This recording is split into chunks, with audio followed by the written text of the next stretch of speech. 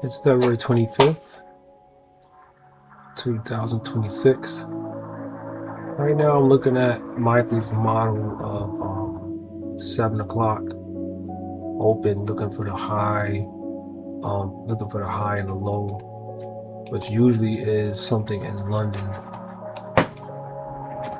Usually it's something in London, he says, that you're looking for. The price that came above London and 7 o'clock opened.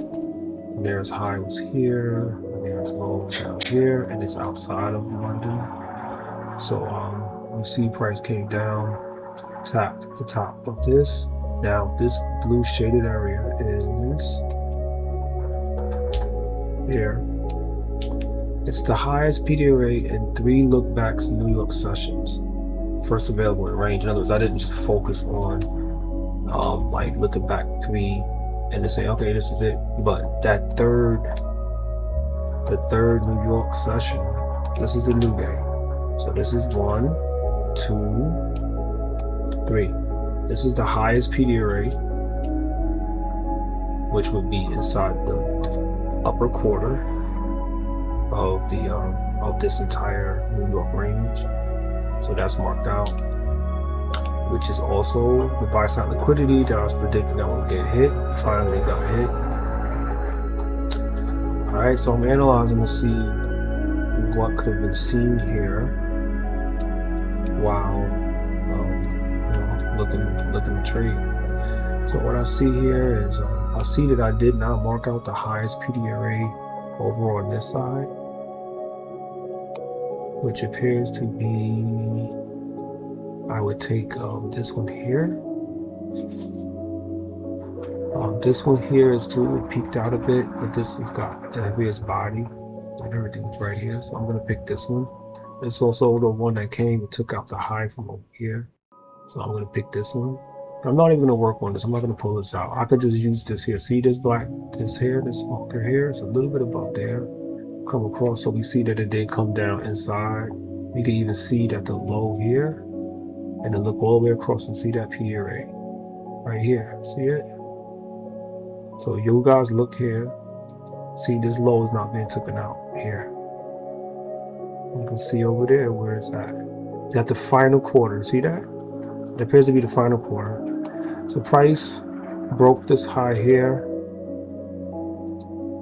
dropped down. It came in, it went all the way up to the upper quarter of this buy-side liquidity.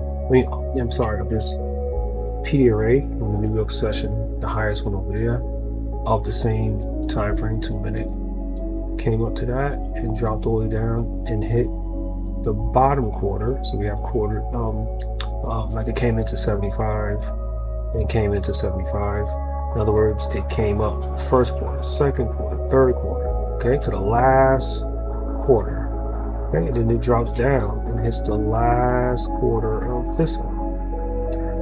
All right, when price runs above, and once it takes this buy-side liquidity, this is the PD array that is now working on here. We see that the first time it clears the high of the PD array, which is also the buy-side liquidity, comes up and drops in, comes to 50%, and then consolidates a bit.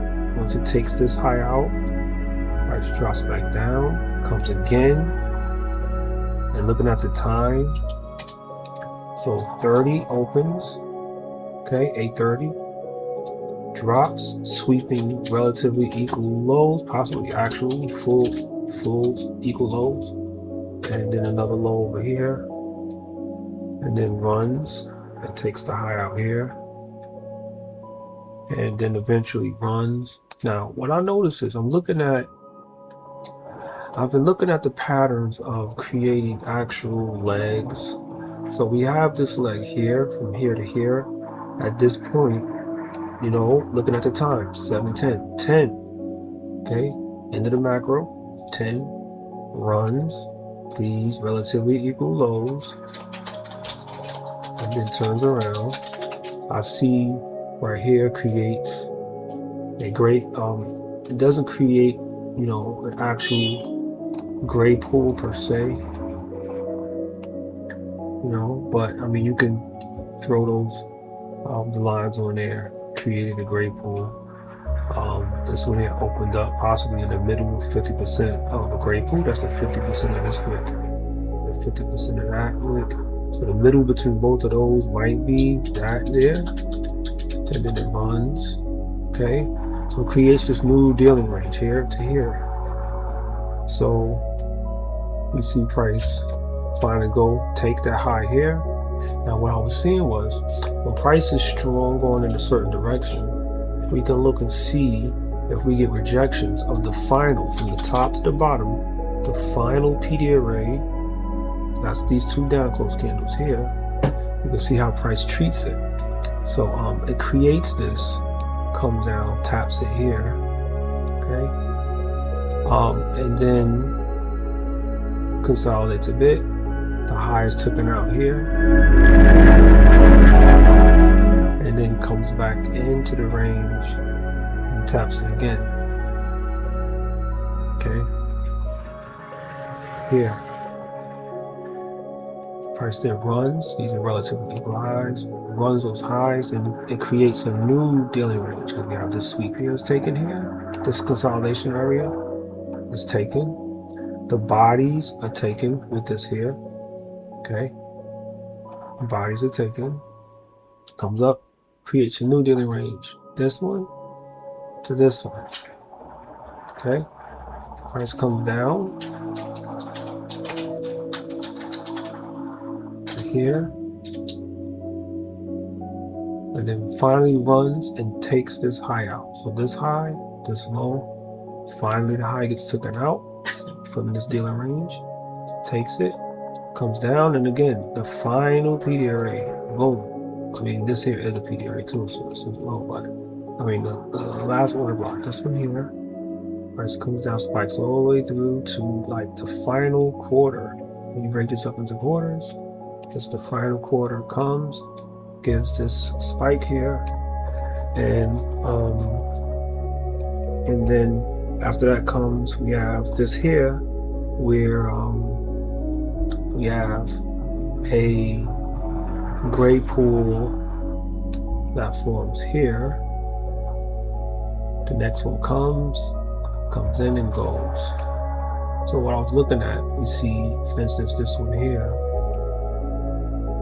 When price came here, we didn't have the high taken out at that time, but this one here does it. Goes down, and after striking this here, after taking out the high from here to here, took it out there, came back down. Okay, struck the PD array, and now it then right here, if you look to the left, you'll see that the low is 129, and over here on this one, the low is 129. When I see equal lows like this, I treat this as a successful, like I actually work off of those where it's as if you would take it as though this, similar to the situation here. Like you could create a pool, a gray pool that is significant, even if it's equal. That's what I've been seeing. Equals is being treated the same way. Because gray pools forming at swings are pretty good for moves, continuing moves. So to see a particular pattern for me is to see the strike of PD arrays, and after a range is swept, price comes down, and then it's either going to go to the other side of the range, or it's going to reject off of the lower PD array. So you can see that here. So sometimes it won't form a gray pool until later, a gray pool where that shows strength, and I consider that's this one here. Once that happens, and look at the time that it happens. So 30 ran down, and we've seen this plenty of times where either 10, the end of the macro, 30, like the beginning of the macro of It's not necessarily a macro. Micro never taught that, but I noticed that 10s, which is the end of macros, 50 to 10, 30, it'll be 30 to 50, and then 50 to 10. You know, so I noticed that 10, 30, and 50 are times when price can blast and do something, and usually make a sweep of liquidity. So 30 did sweep liquidity, then it created a great pool here. This would have been my entry once it confirmed here closing. It just popped down. I would have been getting in, put my stop below that, and it would have been protected. This didn't get to it. Would have been a little lower, of course. And then finally runs, and that happened. So the same thing happened here, where we have a new dealing range of here to here. High got taken, price dropped down, it rejected again this PDA right here, came to the final quarter of it, whereas this one hit just the top of it. Okay, just the top got tapped here. This one came down, hit the final quarter, and then ran away, and then created a great pool here. So right here, I would have been entering as soon as it popped out, confirming it closed inside the range of this here. I would have been getting in, stop would have been below here, and ran away. So that's something that I noticed. I'm noticing the prices actually moving and not consolidating. Look at the times that these events happen. Okay, here 30 did it and eventually gave the movement here, and then here you see 10, 9, 10 opened. It just continued to move up. You know, you could say, oh, it took this high here, yep, and then it ran down, and objectives are up top, and you know, that's where the movements are going. So you still be looking up there. Once it ran that and came, that's 10, see that, 9, 10, does the sweep, sweeps this low here that it created, the lows here, and these here. See right here, this lows here, and then you see it then creates right before 30, 26. It does that. We got 28, and then there's 930, and it's blast off that way. So, yeah, explosive move to the top. So, all right, that's it. Just noticing that. I do note that here, when this did this, and then let's say I got in, because of this order block here, and it's still inside the range, and then a new range was created, this stop here would definitely have had to have been brought down lower if I would have gotten off of this particular gray pool here. If I would have gotten on this one and it took the high out and it created a new range, I would have had to move this down lower because of the approach here.